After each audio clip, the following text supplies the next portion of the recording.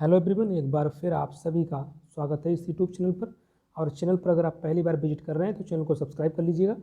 इस वीडियो में हम रीजनिंग 2019 का शिफ्ट 3 का जो पेपर है 25 क्वेश्चन यहाँ पर आए थे वो मैं यहाँ पर आपको डिस्कस कराने वाला हूँ।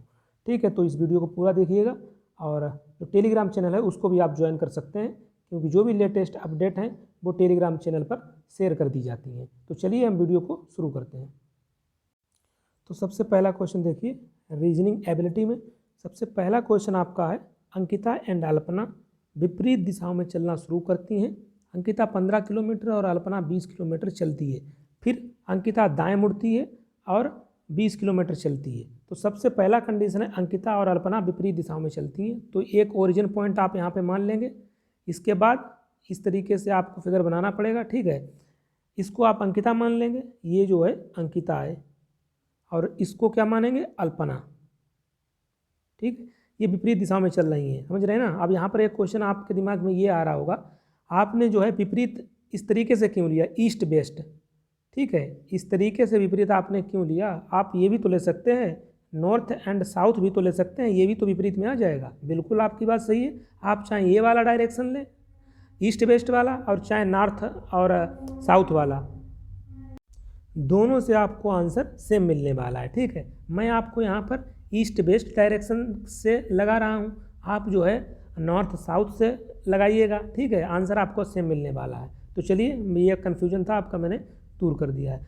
अब कंडीशन पढ़ते हैं। सबसे पहले अंकिता 15 किलोमीटर और अल्पना 20 किलोमीटर। अंकिता कितना चलती है, 15 किलोमीटर, और अल्पना चलती है 20 किलोमीटर। इसके बाद क्या होता है कि अंकिता दाएं मुड़ती है। अंकिता ये है, ये दाएं मुड़ती है, इसका दायां, क्योंकि इसका डायरेक्शन ये है, तो इस डायरेक्शन अनुसार दायां किधर होगा, इधर होगा। तो ये इधर दाएं तरफ चलती मुड़ती है और 20 किलोमीटर चलती है। ठीक है, अब हम बात करेंगे जबकि अल्पना बाएं मुड़ती है। अब अल्पना का जो है डायरेक्शन इस साइड है, ईस्ट की तरफ है, पूर्व की तरफ है। तो इस ये जो है बाएं मुड़ती है, तो इसका बायां किधर होगा, इधर होगा। और ये कितना चलती है, ये जो है 15 चलती है। ठीक है, तो आपको थोड़ा यहाँ ध्यान देना है, ये 15 है, ये 20 है, ये 20 है, तो इसको थोड़ा ऊपर आपको बढ़ाना पड़ेगा।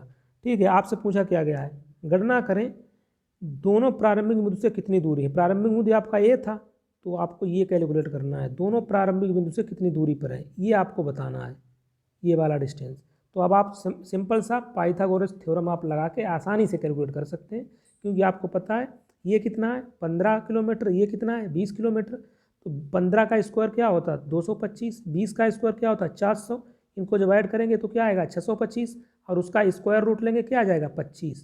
तो ये कितना आ गया 25। इसी प्रकार इसको भी कैलकुलेट कर लेंगे, ये 20 है तो इसका स्क्वायर करेंगे 400, 15 का स्क्वायर करेंगे 225, और इसको ऐड करेंगे 625 का वर्गमूल लेंगे तो आपको मिलेगा 25। ठीक है, दोनों 25-25 आ चुका है, तो बस आपका आंसर आ चुका है। गणना करें कि दोनों प्रारंभिक बिंदु से कितनी दूर पर हैं, तो दोनों जो है 25 किलोमीटर दूर हैं। ऑप्शन ए आपका बिल्कुल सही हो जाएगा।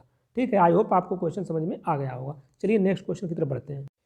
नेक्स्ट क्वेश्चन देखिए, ये शब्द के अनुसार आपको यहाँ पर क्रम में लगाना है। इस तरीके के क्वेश्चन भी मैं कई बार लास्ट शिफ्ट जो मैंने प्रीवियस शिफ्ट कराई थी उनमें मैं आपको करा चुका हूँ। फिर भी इस क्वेश्चन को आप देखिए, इसमें सबसे पहले हम लोग क्या करते हैं, जो भी कॉमन है उसको काटते हैं। तो आई एन टी तीनों में कॉमन है, इनको आप काट सकते हैं। उसके बाद क्या है, आई एन टी के बाद है आर। यहाँ पर आर है, यहाँ पर ई है, ठीक है, और यहाँ पर भी ई है। तो अल्फ़ाबेटिकल में आपने देखा होगा कि आर से पहले ई आता है, तो बाकी तो आप छोड़ दीजिए, सिर्फ आपके पास अभी दो ऑप्शन बचे हैं, ई है, यहाँ भी ई है। यहाँ ई के बाद क्या है, आर है, यहाँ ई के बाद आर है, एक आर कट गया। यहाँ अब आर के बाद यहाँ पर वी है, यहाँ क्या है, आर है। तो अल्फ़ाबेटिकल जो सीरीज है उसमें आपने देखा ना, बी से पहले क्या रहता है, आर रहता है। यानी कि आपका जो पहला पोजीशन है वो आपको पता चल गया, पहले स्थान पर आपका 4 रहेगा। अब आप ऑप्शन देख लीजिए, ऐसा तो नहीं एक ही ऑप्शन हो जिसमें चारों पहले, तो आप देख रहे हैं ना, एक ही ऑप्शन आपको है मिल गया जिसमें सिर्फ पहले नंबर पर 4 है। ठीक है, तो यही आपका आंसर हो जाएगा। बाकी आपको चीज़ें पता हैं, अगर यहाँ पर कभी कभी ऑप्शंस में एक और ऑप्शन में 4 दिया हो तो आप आसानी से कैलकुलेट कर सकते हैं, आपको चीज़ें तो पता ही है ना। तो सिर्फ आपको यहाँ पर मैं बता रहा हूँ, तो ये आपका आंसर हो जाएगा। चलिए आगे बढ़ते हैं। चलिए इस क्वेश्चन को देखिए, यहाँ पर आपको क्वेश्चन मार्क के स्थान पर बताना है क्या आएगा। तो इसके लॉजिक को आप समझ लेंगे तो इसमें आपको आंसर मिल जाएगा। सिंपल सा है, लॉजिक क्या है देखिए, ये जो संख्या है इसमें जो 18 है, लास्ट के जो 2 डिजिट है ना, लास्ट के 2 डिजिट जो है ना और जो शुरुआत के 3 डिजिट हैं 792 और लास्ट के 2 डिजिट हैं 18, इससे डिवाइड कर दिया गया है। जब इसको आप डिवाइड करेंगे तो आपको 44 मिल जाएगा, 44 मिल जाएगा, समझ रहे हैं ना। तो यही लॉजिक आप इसमें लगा दीजिए। 504 शुरुआत के 3 डिजिट और लास्ट के जो 2 डिजिट हैं 42, इसको जब भाग दे देंगे आपको मिल जाएगा 12। तो बस यही आपका आंसर हो जाएगा। चलिए नेक्स्ट बढ़ते हैं। नेक्स्ट क्वेश्चन देखिए, ब्लड रिलेशन से है। विजय ने एक तस्वीर में एक महिला की ओर इशारा करते हुए कहा, वह मेरे भाई की बहन के पिता की बेटी, समझ रहे हैं ना, मेरे भाई की बहन के पिता की बेटी, यानी कि इसकी जो है बहन ही होगी। विजय का फोटो वाली महिला से क्या रिश्ता है? तो सिंपल सा बहन हो जाएगी। इस क्वेश्चन में देखिए आपसे पूछा गया है, ये 4 आकृतियाँ आपको दे रखी हैं, इनमें आपको एक डिफरेंट टाइप की यहाँ पर आकृति है वो आपको बतानी है, ठीक है। तो ठीक है, इनमें देख लीजिए इस टाइप के सवालों पे करते क्या हैं, इस टाइप के जो भी सवाल होते हैं तो सब इसके 2 तरीके होते हैं। एक तो आप एंगल मेजरमेंट के द्वारा करते हैं, कोण निकाल कर कोण देखते हैं, ठीक है। और दूसरा तरीका होता है डायरेक्शन के थ्रू इन सवालों को करते हैं। तो चलिए हम दोनों को ट्राई करते हैं, आपको बताते हैं किस तरीके से इसका आंसर क्या रहेगा। तो सबसे पहले आप एंगल अगर आप मेजरमेंट करेंगे तो कोई भी 2 पॉइंट ले लीजिए। फॉर एग्जांपल एक मैंने ये वाला पॉइंट लिया ब्लैक वाला और एक तीर निशान वाला, इनके बीच मैंने एंगल देखा 135 135 डिग्री का बन रहा है। इसी प्रकार कोई दूसरा ले, इसमें देखते हैं, इसमें जब हमने ब्लैक पॉइंट और तीर देखा तो उसके बीच भी 135 डिग्री का बन रहा है। यहाँ पर भी ब्लैक पॉइंट और तीर के बीच 135 है, यहाँ भी ब्लैक पॉइंट और तीर के बीच 135 डिग्री का है। तो ये तो हमारा जो है लॉजिक यहाँ पर फेल हो गया है। दूसरा कोई और पॉइंट ले लीजिए, कोई भी 2 पॉइंट जो आपकी इच्छा है। For example black point and white point, इन दोनों पॉइंट के बीच एंगल देखते हैं कितना है 90, यहाँ पर 90, यहाँ पर भी 90, यहाँ पर भी 90, यानी कि एंगल वाला जो आपका लॉजिक है वो यहाँ पर नहीं लगने वाला है। अब आप डायरेक्शन वाला लगा के देखते हैं। डायरेक्शन वाला कैसे लगाएंगे? डायरेक्शन वाला देखिए मैं आपको बताता हूँ। तो इसमें कोई भी हम 2 पॉइंट ले लेते हैं। फॉर एग्जांपल एक ब्लैक पॉइंट ले लेंगे और एक आपका तीर ले लेंगे। अब इसकी डायरेक्शन देखेंगे, ब्लैक पॉइंट के किस डायरेक्शन में तीर है, तो ब्लैक पॉइंट के अगर आप देखेंगे एंटी क्लॉकवाइज, ब्लैक पॉइंट के एंटी क्लॉकवाइज 135 डिग्री पर आपका जो है तीर का निशान है। ये आप समझ रहे हैं ना। तो यही हम सब में चेक करते हैं। इसमें चेक करिए, ब्लैक पॉइंट ये रहा, इसके एंटी क्लॉकवाइज, ठीक है, 135 डिग्री पर तीर का निशान है। तो ये भी सेम है, ये भी सेम है। इसको चेक करते हैं। इसको जब आप चेक करेंगे, ब्लैक पॉइंट ये रहा, ब्लैक पॉइंट के एंटी क्लॉकवाइज 135 डिग्री के एंगल पर आपका तीर का निशान है। बिल्कुल सही है, ये भी सही है, ठीक है। इन दोनों में आपने देख लिया है, ब्लैक पॉइंट के एंटी क्लॉकवाइज 135 डिग्री के बाद जो है आपका तीर का निशान है। लेकिन इसमें आप देखेंगे ब्लैक पॉइंट के क्लॉकवाइज, समझ रहे हैं ना, डायरेक्शन का खेल है, यहाँ पर क्लॉकवाइज जो है आपका तीर है। तो यही आपका आंसर हो जाएगा। ये आपका यहाँ पर डिफरेंट है, ये वाली जो आपकी आकृति है, फिगर है, ये आपका यहाँ पर डिफरेंट है। अब ऑप्शन में आपको यही दे रखा होगा, ऑप्शन में ये किस ऑप्शन में है वो आप देख लीजिए। तो यहाँ पर ऑप्शन 2 में आप देख सकते हैं, ये देखिए तीर के क्लॉकवाइज है, जबकि बाकी जो 3 हैं वो तीर के पॉइंट के एंटी क्लॉकवाइज तीर है, ठीक है। चलिए नेक्स्ट क्वेश्चन देखते हैं। नेक्स्ट क्वेश्चन आपका क्लॉक से है। घड़ी के सुई 2 दिन में कितनी बार एक साथ मिलती हैं? तो घड़ी की जो सुइयाँ हैं पूछा गया है 2 दिन में कितनी बार मिलती हैं, एक साथ मिलती हैं। तो यहाँ पर अगर आपको एक लाइन याद है तो आप इसको कर सकते हैं। क्या लाइन याद है? 12 घंटे में घड़ी की सुइयाँ 11 बार मिलती हैं, समझ रहे हैं ना। अब ये रटना नहीं है, आप सोच रहे हैं मैं रटा नहीं रहा हूँ। अगर आपने ये चैप्टर पढ़ा होगा तो आपको वैसे भी ये चीज़ ये पता होगी, क्योंकि 12 घंटे में घड़ी 11 बार ही बजती है। अब आप पूछ रहे हैं इसका मतलब इसके पीछे का लॉजिक, तो लॉजिक चलिए मैं इसी वीडियो में आपको लॉजिक ही बता देता हूँ। आप फॉर एग्जांपल ये आपकी घड़ी है, तो यहाँ पर मैं आपको इसको बना लेता हूँ इस तरीके से। तो ये रही आपकी घड़ी, इसको नंबरिंग दे देते हैं 1 2 3 4 5 6 7 8 9 10 11 और 12, ठीक है। ये मैंने घड़ी दे दी। लॉजिक यहाँ क्या रहता है कि 12 घंटे में 11 बार क्यों घड़ी जो सुइयाँ हैं मिलती हैं। लॉजिक ये है कि जब 11 बजे के बाद, यहाँ पर आप देख रहे हैं फॉर एग्जांपल 11 बजे हैं, यहाँ पर छोटी वाली सुई यहाँ पर है और बड़ी वाली सुई 11 पर है। यहाँ पर 11 बजे हैं, 11 बजे के बाद ये घंटे वाली सुई आगे चलेगी, ठीक है ना। आप समझ रहे हैं ना, इस चीज़ को आप समझिएगा थोड़ा, ये फिगर थोड़ा सही नहीं बन पाया है। घंटे वाली सुई जब आगे चलेगी, मिनट वाली भी सुई आगे चलेगी। तो 11 से 1 बजे के बीच जब आप देखेंगे, 11 से 1 बजे के बीच जबकि इस घड़ियों को 2 बार मिलना चाहिए। लॉजिक के अनुसार प्रत्येक घंटे में जो है एक बार अगर मिलती हैं तो 11 बजे से 1 बजे के बीच इनको जो है 2 बार मिलना चाहिए, लेकिन ये 2 बार मिलती नहीं है। रियल में ये सिर्फ एक बार मिलती हैं, वो सिर्फ 12 बजे, एग्जैक्ट 12 बजे ये घड़ियाँ जो है आपस में मिलती हैं। तो यही जो एक आपका यहीं से कम हो जाता है, ठीक है, आप समझ रहे हैं ना। चलिए, तो अब आप समझ गए होंगे, बस यहाँ पर लगाना है 2 दिन में कितनी बार मिलती हैं। तो 12 घंटे में मिलती हैं 11 बार, 24 घंटे में कितना मिलेंगी 22 बार, 2 दिन में यानी कि 48 घंटे में 44 बार। आपका आंसर आ गया, ठीक है। तो बस यही सिंपल सा यहाँ पर लॉजिक है, 12 घंटे में 11 बार सुइयाँ मिलेंगी। जो एक गैप आ रहा है वो कब आ रहा है, क्योंकि 11 बजे से 1 बजे के बीच जो 2 बार बजना चाहिए, 2 बार घड़ियों को मिलना चाहिए, दो बार की बजाय सिर्फ एक बार मिलती हैं, वो भी एग्जैक्ट 12 बजे। चलिए नेक्स्ट बढ़ते हैं। ये देखिए नॉन वर्बल का क्वेश्चन है, इनमें से कौन सी उत्तराकृति प्रश्न आकृति के पैटर्न को पूरा करेगी। तो ये तो सिंपल सा, आप इनको तो आप खुद ही लगा सकते हैं। इनमें देख लीजिए क्या है, ये पैटर्न को यहाँ पर फॉलो कराना है, तो यहाँ पर चीज़ें आप देख सकते हैं, तो आपका ये हो जाएगा। चलिए आगे बढ़ते हैं। अगला यहाँ पर देखिए क्वेश्चन क्या बोला गया है, नीचे दिए गए कथनों को पढ़ें और दिए गए विकल्पों में से कथन तीसरे को समाप्त करें। तो देखिए शिवानी का वजन माधुरी से कम है। शिवानी का जो वजन है, तो यहाँ पर हम बना लेते हैं शिवानी, ठीक है। शिवानी का वजन बोल रहा है माधुरी से कम है, यानी कि माधुरी का ज़्यादा होगा, तो माधुरी को ऊपर कर देते हैं। शिवानी का वजन स्मिता से ज़्यादा है, तो स्मिता नीचे आ जाएगी, ठीक है, स्मिता से ज़्यादा है। तीनों लड़कियों में स्मिता का वजन सबसे कम है, बिल्कुल सही है। अब बोला क्या गया, ये पहले 2 कथन सत्य हैं, पहला कथन, दूसरा कथन सत्य है, तीसरा कथन क्या होगा। अब आपको बताना है, पहले अगर 2 कथन सत्य हैं तो तीसरा कथन क्या होगा, सत्य होगा, निर्धारित नहीं किया जा सकता, ये बताना है। इसमें क्या है आपको समझना होगा, यहाँ पर बताया गया है तीनों लड़कियों में स्मिता का वजन सबसे कम है। इसको अगर आप एलिमिनेट कर देंगे, ये तो बोला गया है पहले 2 कथन सत्य हैं, तीसरा कथन क्या होगा। पहले 2 कथन तो 100% सत्य हैं। अगर पहले 2 कथन सत्य हैं, शिवानी का वजन माधुरी से कम है, बिल्कुल सही है, माधुरी से कम है, और शिवानी का वजन जो है स्मिता से ज़्यादा है, स्मिता से ज़्यादा है। तो अगर यहाँ पर पहले 2 कथन सत्य हैं तो तीसरा कथन ऑटोमेटिकली सत्य होगा।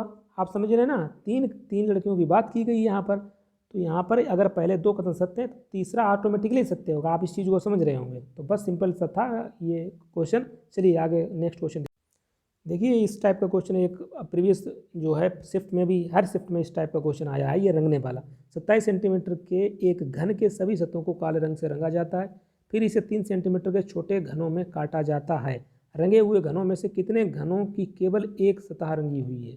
और इससे रिलेटेड मैंने जो फार्मूले थे वो भी मैंने आपको दिखाए थे।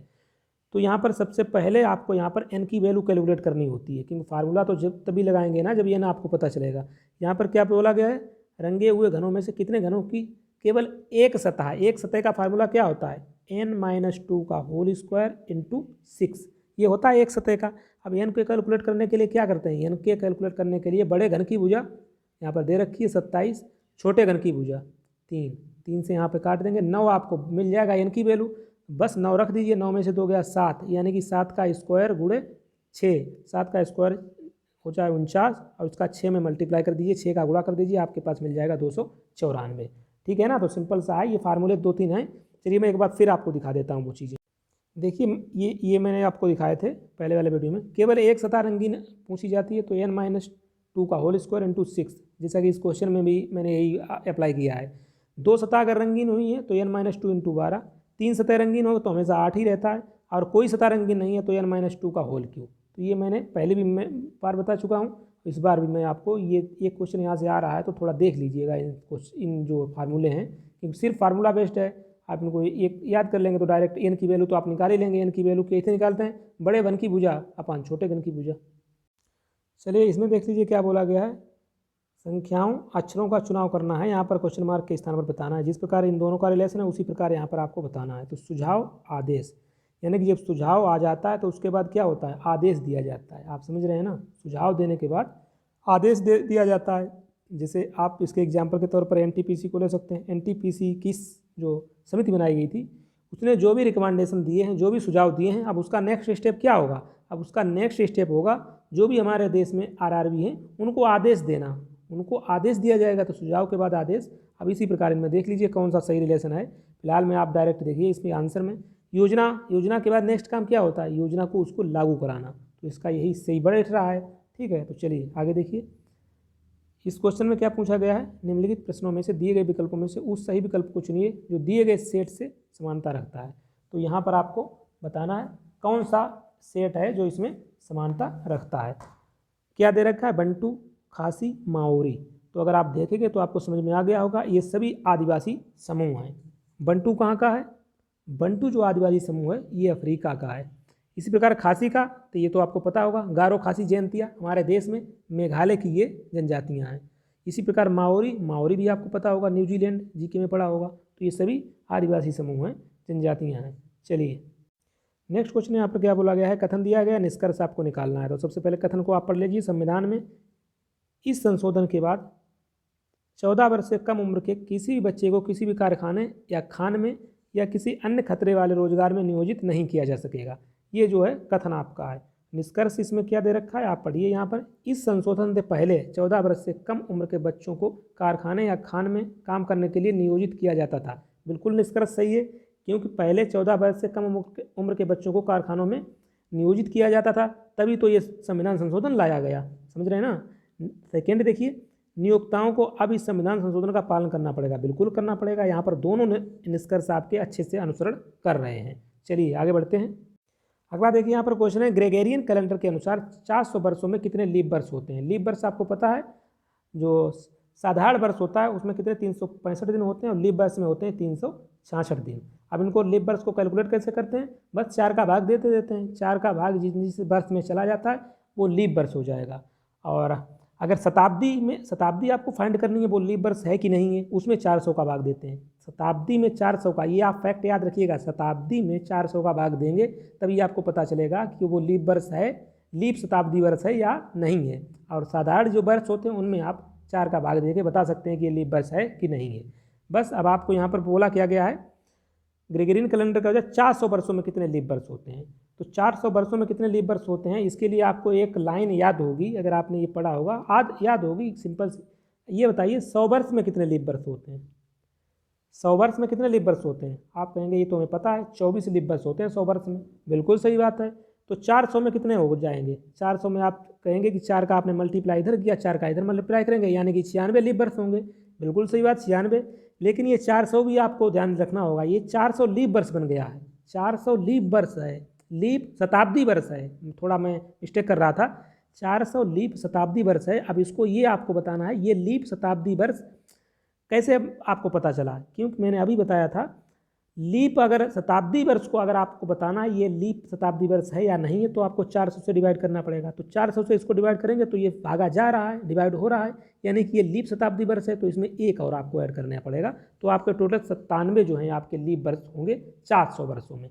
चलिए आगे बढ़ते हैं। देखिए इस क्वेश्चन में आपसे क्या पूछा गया है, यहाँ पर आपको बताना है वो आकृति चुने जिसमें प्रश्न आकृति छिपी हुई है। तो यहाँ पर देखिए प्रश्न आकृति आपको दे रखी है वाली, तो ये किस में छिपी हुई है, तो यहाँ ऑप्शन नंबर 4 में आपकी छिपी हुई है। कहाँ पे छिपी है मैं आपको दिखा देता हूँ। देखिए ये इस तरीके से आकृति है, ठीक है, इसी तरीके से आप इसमें देख सकते हैं। ये देखिए यहाँ से यहाँ इस टाइप से और इस टाइप से इस टाइप से, ठीक है। तो ये आपकी आकृति इसमें मिल गई है।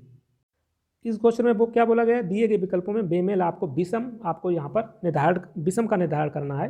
शेयर, बीमा, भविष्य निधि, वेतन, तो यहाँ वेतन हो जाएगा। बाकी आप देख सकते हैं ये सभी निवेश वाली चीज़ें यहाँ जो है निवेश किया जाता है, चाहे शेयर मार्केट हो, चाहे बीमा हो, चाहे भविष्य निधि हो, तो ये सभी आपस में संबंधित हैं। इस क्वेश्चन को देखते हैं। दिए गए विकल्प में सही विकल्प चुने, श्रृंखला को पूरा करेगा। यहाँ पे कौन सा जो है आपको कुल मिला के क्वेश्चन मार्क के स्थान पर बताना है। तो इस टाइप के क्वेश्चन में जब भी आपको कुछ समझ में नहीं आता है, कभी कभी क्या होता है डायरेक्ट क्लिक कर जाता है, इस टाइप के क्वेश्चन जो भी सीरीज वाले होते हैं डायरेक्ट आपको लॉजिक समझ में आ जाता है कि इसमें क्या लगाना है। तो कभी कभी जो ज़्यादा टिपिकल होते हैं तो उनमें एक ही तरीका होता है कि आप उनका डिफरेंस निकाल लीजिए। ठीक है, एक बार डिफरेंस निकालेंगे, दूसरी बार, तो कहीं ना कहीं आपको उसका रिलेशन मिल जाएगा, क्योंकि ये लास्ट तरीका रहता है किसी भी क्वेश्चन को जो सीरीज वाला होता है। कोई भी तरीका अगर समझ में नहीं आ रहा है तो आपको डिफरेंस निकालना ही निकालना है, क्योंकि एक स्टेप में नहीं, सेकेंड स्टेप में नहीं, थर्ड स्टेप में आपको मिल ही जाएगा उसका, उसमें क्या रिलेशन है। तो चलिए हम इसको देखते हैं। तो सबसे पहले आप क्या करेंगे, सबसे पहला काम है इनमें जो है डिफरेंस निकालना पड़ेगा। तो इसका डिफरेंस देख लीजिए कितना हो जाएगा, ये 15 5 20 यानी कि 20.5 इनके बीच का डिफरेंस है। इसके बीच का डिफरेंस निकालेंगे तो ये मिलेगा आपको 22.5। इसी प्रकार इनके बीच का डिफरेंस निकालेंगे तो ये मिल जाएगा, आप इसको घटाएंगे 17, ये आपका आ जाएगा टोटल 28.5। ठीक है, तो यहाँ से थोड़ा क्ल्यू मिल रहा है, ये 20.5 है, ये 22.5 है। ठीक है, मतलब यहाँ पर ये 20.5 है, ये 22.5 है, यहाँ +2 हो रहा है। तो क्या यहाँ पे जो संख्या आएगी, यहाँ पर आगे क्या आएगा 24.5, यहाँ पे क्या आना चाहिए 24.5। तो 24.5 को आप इसमें ऐड कर दीजिए, देखिए क्या आंसर आ रहा है। 24.5 को जब इसमें ऐड करते हैं तो आपको मिल रहा है 162.5। बिल्कुल सही चीज़ है, 162.5 यही आपका आंसर आ जाएगा। चेक भी कर सकते हैं, यहाँ पर 162.5 रखेंगे तो इसके बीच का जब आप डिफरेंस निकालेंगे तो आपको डिफरेंस भी मिल जाएगा 26.5। तो यहाँ पर देख रहे हैं सीरीज पूरी एक बन चुकी है। तो बस इस तरीके से आप इसको लगा सकते हैं। चलिए हम आगे बढ़ते हैं। अगला क्वेश्चन यहाँ पर बोला गया है प्लस का अर्थ भाग है, ये आपको दे रखा है। देखिए 24 और भाग, तो यहाँ पर भाग का अर्थ देख लीजिए क्या है, प्लस का अर्थ भाग है, माइनस का अर्थ प्लस है, प्लस गुणा का अर्थ माइनस है और भाग का अर्थ गुणा है। तो यहाँ पे गुणा कर देंगे 12। माइनस का अर्थ इन्होंने क्या बताया है, माइनस का अर्थ जो है प्लस है इनका, तो यहाँ पर प्लस हो जाएगा 18। प्लस का अर्थ इनका क्या है, प्लस का अर्थ भाग है, तो यहाँ पे भाग आ जाएगा 9। गुणा का अर्थ इनका क्या है, गुणा का अर्थ माइनस है, तो यहाँ पर 44। तो बस इसको सोल्व कर दीजिए, ये 2 बार में चला जाएगा। ठीक है, इसको मल्टीप्लाई कर देंगे, 12 चौके 48 की 8 हासिल 4, 12 दूनी 24 और 4 28, 288 और 2 ऐड करेंगे तो आ जाएगा 290। 290 में से आपको 44 माइनस भी करना है, 290 में से 44 माइनस करेंगे 246 आपका आंसर आ जाएगा। आगे बढ़ते हैं। अगला क्वेश्चन है प्रश्न आकृति की सही जल छवि चुने, मतलब जल प्रतिबिंब आपको यहाँ पर पूछा गया है। तो जल प्रतिबिंब नीचे की तरफ हो जाएगा, ये सभी चीज़ें अपोजिट में चली जाएंगी। जल प्रतिबिंब आपको यहाँ पर बताना है। तो देख लीजिए यहाँ पर जल प्रतिबिंब, ये तो देख सकते हैं आसानी से, ये जो एरो ऊपर है ये कहाँ चला जाएगा, नीचे। तो सबसे पहले आप देख लीजिए यहाँ पर, तो यहाँ पर आप इसको देख सकते हैं, यहाँ पर पूरा स्क्रीन में नहीं कर रहा हूँ, ये सिंपल सा है, पेपर आपको मिल चुका है।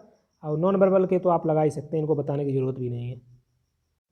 चलिए इस क्वेश्चन को देखते हैं। यहाँ पर आपको विषम बेमेल बताना है इन ऑप्शंस में। सबसे पहले इस टाइप के सवालों को करने का आपको पता क्या तरीका होता है, सबसे पहले हम लॉजिक यहाँ पर फाइंड करते हैं। लॉजिक जब भी फाइंड कर पाएंगे, इनके नंबरिंग को हम ऊपर काउंट करेंगे। तो पहले नंबर पे यहाँ पर क्या आएगा 9, फिर है 12, ओ पी कितने पे होता है 16 पे, और के होता है 11 पे। तो यहाँ पर देखिए कोई लॉजिक बन रहा है क्या, 9 से 12, 12 से 16, 16 से 11, हमें तो नहीं लग रहा है यहाँ पे कुछ बन रहा है लॉजिक। चलिए दूसरा लिख लेते हैं। यहाँ पर ये इसको लिखेंगे तो ये एफ होता है 6 स्थान पर, ये 9 पे होता है आई, एल होता है 12 पे, एच होता है 8 पे। यहाँ पे देखेंगे यहाँ पे भी कुछ नहीं बन रहा है। चलिए इसको देखते हैं, क्यू होता है 17 पर, यस होता है जो है 19 पर, और टी होता है 20 पर, ओ 15। हाँ तो इसमें देखते हैं, इसमें भी हमें कोई लॉजिक नहीं लग रहा है। चलिए लास्ट वाला देखते हैं, यहाँ पर इसको भी लिख लेते हैं, ये हो जाएगा 2, 5, 7, 2। जब कोई भी लॉजिक इसमें नहीं बन रहा है तो आप इनको क्या करेंगे, ऐड करेंगे। ऐड करने के बाद शायद कुछ आपको यहाँ पर मिल जाए, तो ऐड कर लीजिए। देखिए कितना हो जाएगा, 12 और 9 21, 21 और 6 27 यानी कि 37, 37 और 1 38 यानी कि 48, ये 48 आ जाएगा।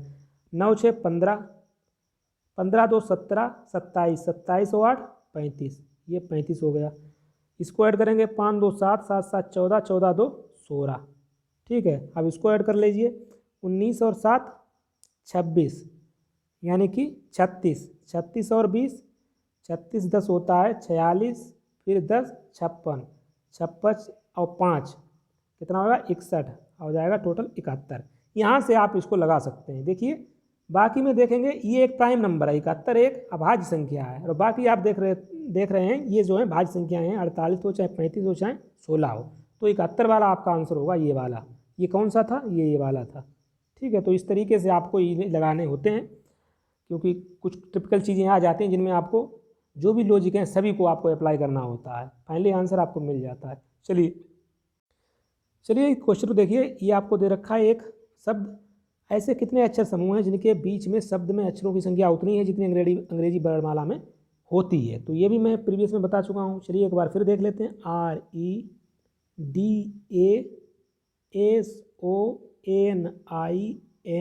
REDASONING, इनके बीच में आपको बताना है अंग्रेजी वर्णमाला के कितने ऐसे अक्षर हैं जितने रियल में होते हैं। तो सबसे पहला तरीका मैंने क्या बताया था, इनकी नंबरिंग कर लेते हैं। ये होता है 18 पे, 5, 4, 1, 19, 15, 14, ठीक है। आगे देखिए 9, 14, ये 7। अब आप यहाँ से शुरू करेंगे, 18 से गिनते हुए चलेंगे। 18 के बाद क्या आएगा? 19, 20, 21, 22। तो इसके आगे ये कुछ आने वाला है नहीं, तो उसको छोड़ सकते हैं। यहाँ से 5 से शुरू करेंगे। 5, यहाँ पे 6, 7, 8, 9, 10, 11, 12, ये भी नहीं बनेगा। 4 के बाद 5 आएगा, 6, 7, 8, 9, ये एक बन गया आपका डी से आई। समझ रहे हैं ना? डी से आई। डी के बाद आप अगर ऐसे भी काउंट करें, डी के बाद क्या आता है? डी के बाद आता है EFGH I। अंग्रेजी वर्णमाला में उतने ही अक्षर हैं जितने रियल में होते हैं। तो एक आपको मिल गया है। दूसरा आप ए से शुरू करेंगे। ए के बाद क्या रहेगा? BCDEFG, ये आपको एक और मिल गया है। चाहे नंबरिंग से कर लीजिए चाहे ऐसे काउंट कर लीजिए, सेम चीज़ है। इसके बाद शुरू करेंगे। इसके बाद क्या रहेगा? T, ठीक है, UB, तो ये भी नहीं बनेगा। ओ के बाद OMN, ओ के बाद MN, ये भी नहीं बनेगा। ठीक है, तो ये 2 आपको मिल चुके हैं। अब आपने ये देखा है लेफ्ट से राइट, अब चलेंगे हम राइट से लेफ्ट की तरफ, इधर से चलेंगे। तो जी के बाद क्या आता है? GHI, तो ये आपको पहले ही मिल चुका है, GHI। आगे देखिए एन के बाद क्या आएगा? NOPQRS, ये नहीं बनेगा। आई से शुरू कर देते हैं। IJKLMNOP, ये भी नहीं बनेगा। तो ये देखिए NO, ये बन जाएगा। MNO, ये बन गया। ठीक है, NO। आगे बढ़ते हैं। OPQRST, आगे देखिए STU, ये भी नहीं बनेगा। ABCD, DE, एक ये बन गया। तो बस इतने ही बनेंगे। आप इनको काउंट कर लीजिए, 1, 2, 3, 4, 5, टोटल 5 आपको बनेंगे। ठीक है, तो इस तरीके से आपको ये सवाल लगाने होते हैं। चाहे तो आप इनके ऊपर अपना जो पोजीशन है वो लिख लीजिए, उस तरीके से काउंट कर लीजिए। अदरवाइज आप डायरेक्ट भी कर सकते हैं, क्योंकि आर से है, आर के बाद क्या आएगा? ठीक है, इसी प्रकार जैसे ई है, ई के बाद क्या आएगा? काउंट करते हुए चलेंगे। ई के बाद एफ आएगा, FGHIJ, जहाँ पे अगर मिल जाए तो वहीं से आपका एक बन जाएगा। चलिए इस क्वेश्चन को देखते हैं। यहाँ पर आपसे क्या बोला गया है? क्वेश्चन मार्क की तरफ, क्वेश्चन मार्क के स्थान पर आपको बताना है। तो इनमें रिलेशन पहले आपको छांटना होगा। तो इनमें रिलेशन आप डायरेक्ट एक नज़र में आपको मिल गया होगा। जे जो है 10 नंबर पर होता है, 10 में से 2 माइनस किया गया है 8। ठीक है, इसी प्रकार एल 12 पे होता है, इसमें से 2 किया गया है जे। ठीक है, यहाँ पे 2 माइनस किया गया है।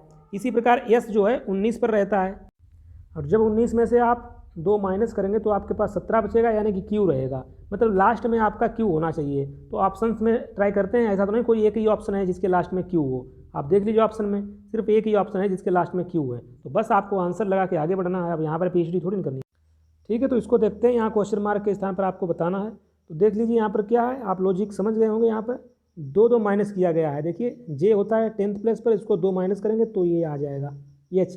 ठीक है, एल 12 पे होगा, 2 माइनस करेंगे तो आपका ये जे बन जाएगा। एन 14 पे होगा, 2 माइनस करेंगे तो ये 12 पे आ जाएगा। 2 माइनस कर रहे हैं। इसी प्रकार एस जो है ये 19 पर होता है, 2 माइनस करेंगे तो आपका 17, यानी कि क्यू। मतलब लास्ट में अगर किसी ऑप्शन के क्यू है तो आप वहाँ से इसको लगा सकते हैं। तो एक ही ऐसा ऑप्शन है जिसके लास्ट में क्यू है, तो बस ये आपका आंसर हो जाएगा। आगे बढ़ते हैं। नेक्स्ट देखिए यहाँ पर, इसमें आपसे बोला गया है दिए गए अक्षरों का प्रयोग करके कौन सा अक्षर नहीं बनाया जा सकता है। तो यहाँ पर डायरेक्ट आप आंसर देखिए। यहाँ पर ये इसको नहीं बनाया जा सकता है। क्यों नहीं बनाया जा सकता है? यहाँ पर आप देखेंगे टीचर मेट में सिर्फ एक बार आर है, जबकि इस शब्द में आप देखेंगे 2 बार आ रहा है, तो इसलिए ये नहीं बनाया जा सकता है। आगे बढ़ते हैं।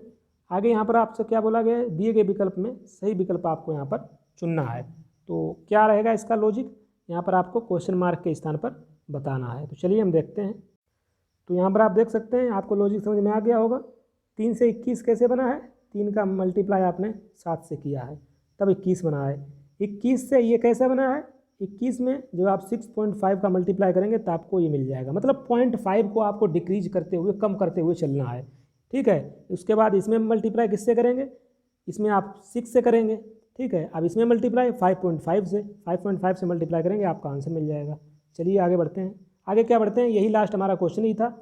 आपके सभी क्वेश्चन यहाँ पर हो चुके हैं, टोटल 25 क्वेश्चन थे, 25 क्वेश्चन। और इसी तरीके से आपका ये पूरा पेपर तीनों शिफ्ट का रीजनिंग आपका फिनिश होता है और आपका यहाँ से रिवीजन भी हो रहा होगा। अब रिवीजन के आप तो लास्ट स्टेज है, आपको पेपर भी देने जाना है कल। तो चलिए मिलते हैं नेक्स्ट वीडियो में। Thank you.